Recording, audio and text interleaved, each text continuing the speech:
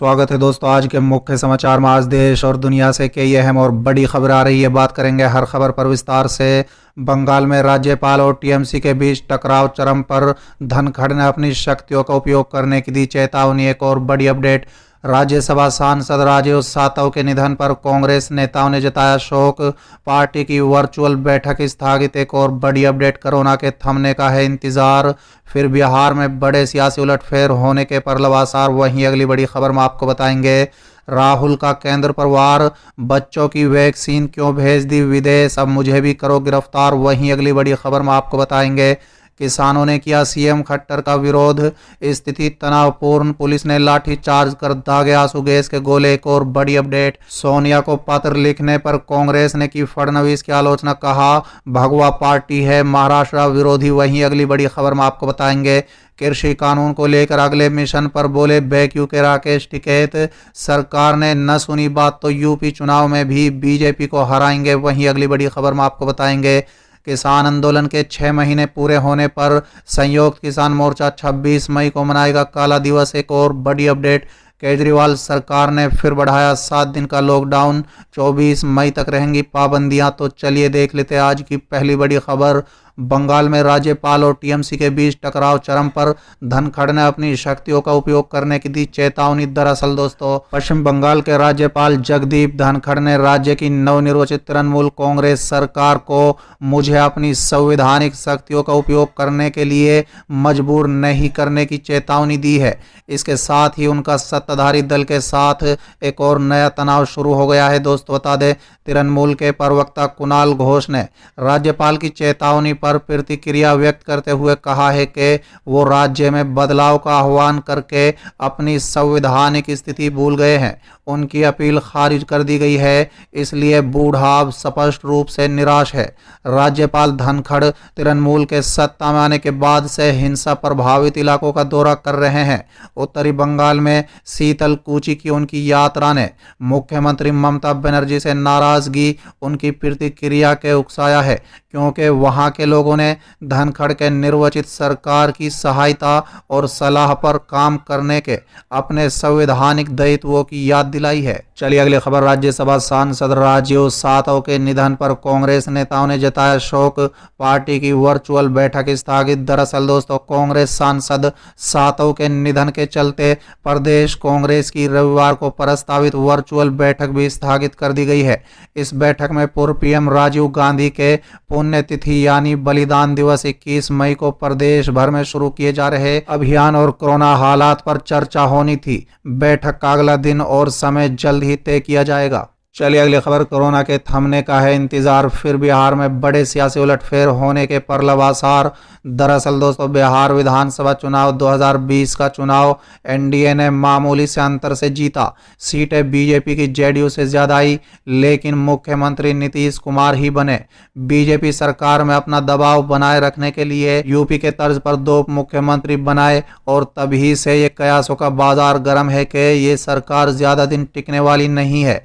दोस्तों बता दें कि बिहार में एनडीए की कुल सीटें 125 हैं, जो सरकार बनाने के जादुई आंकड़े से महज 3 ज्यादा हैं, जिसमें बीजेपी 74, जेडीयू 43, हिंदुस्तानी अवाम मोर्चा और विकासशील इंसान पार्टी की 4-4 सीटें हैं, जबकि महागठबंधन के पास 110 सीटें हैं।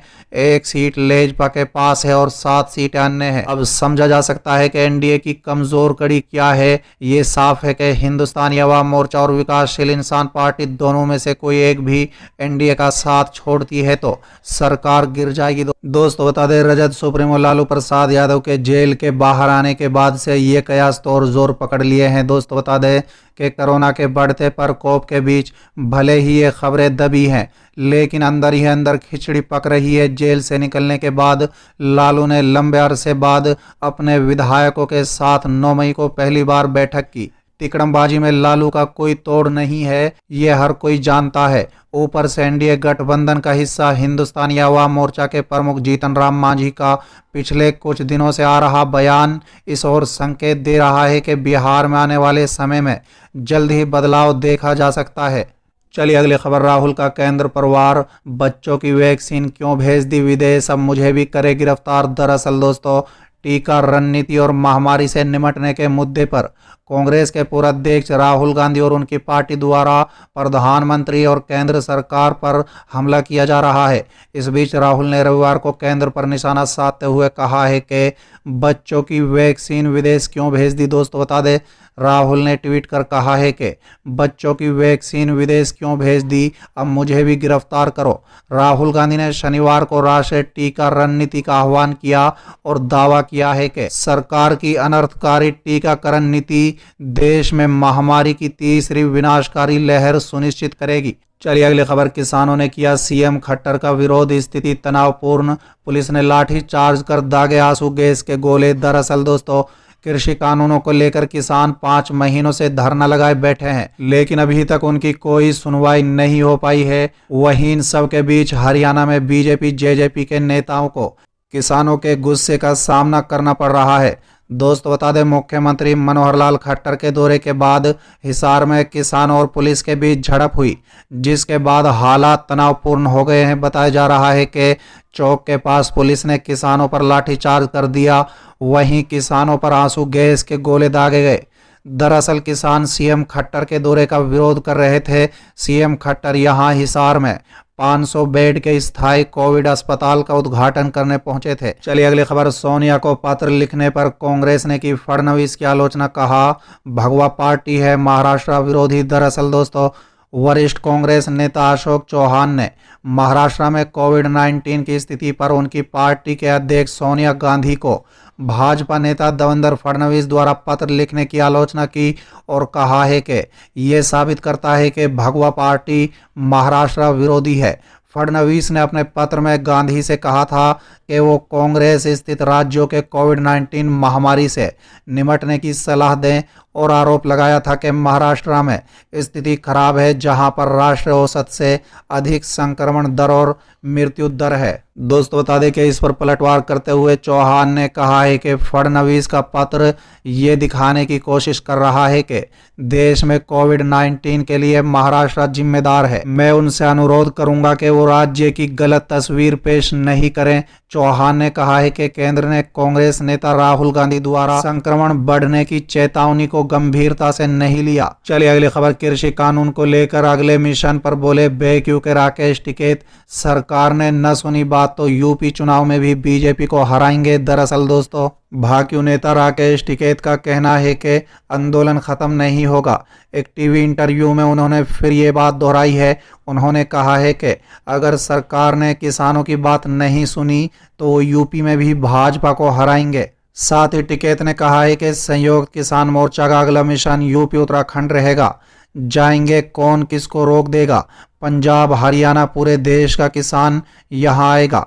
इससे पहले हम सरकार से कह रहे हैं कि आप हमारा काम कर दो, जो कानून है उन्हें वापस ले लो। 22 जनवरी के बाद से अब तक कोई ऑफर नहीं आया है। चलिए अगली खबर। किसान आंदोलन के 6 महीने पूरे होने पर संयुक्त किसान मोर्चा 26 मई को मनाएगा काला दिवस। दरअसल दोस्तों, कृषि कानून का विरोध कर रहे 40 किसान संघों के प्रधान संगठन संयुक्त किसान मोर्चा ने शनिवार को कहा है कि दिल्ली की सीमाओं पर चल रहे प्रदर्शन के 6 महीने पूरे होने पर 26 मई को काला दिवस के रूप में मनाया जाएगा। डिजिटल तरीके से संवाददाता सम्मेलन को संबोधित करते हुए किसान नेता बलबीर सिंह राजेवाला ने केंद्र के कृषि कानूनों के विरोध में लोगों से 26 मई को अपने घरों, वाहनों, दुकानों पर काला झंडा लगाने की अपील की है।